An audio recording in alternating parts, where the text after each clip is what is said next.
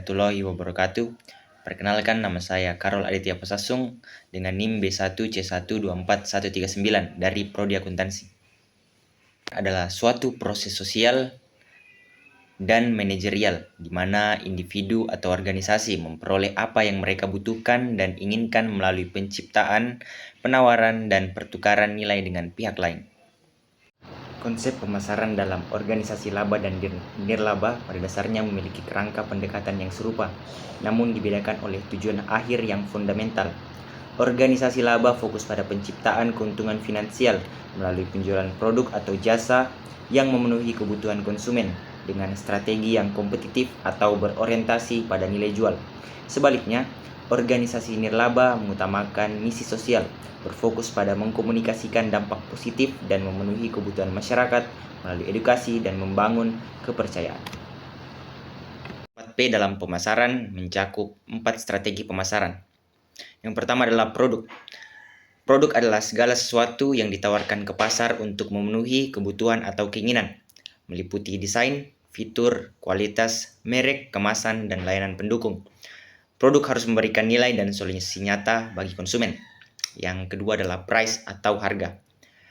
Nilai moneter yang ditetapkan untuk produk dan jasa mencakup strategi penetapan harga, diskon, periode pembayaran, dan variasi harga.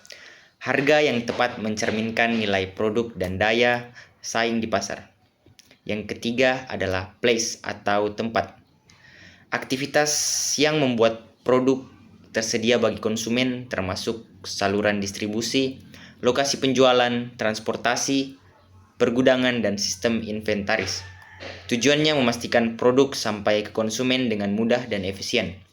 Yang keempat adalah promotion atau promosi.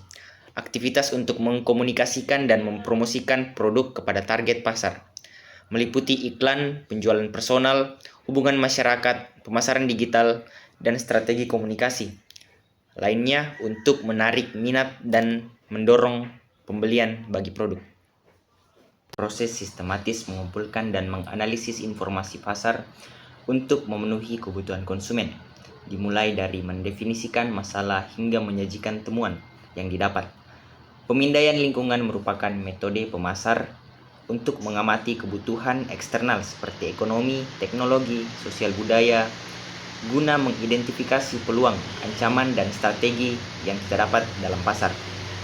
Tujuannya adalah memperoleh wawasan yang memungkinkan bisnis tetap responsif dan kompetitif dalam menghadapi dinamika pasar yang selalu berubah kian tergerus oleh zaman. Selanjutnya adalah cara pemasar memenuhi kebutuhan konsumen pasar.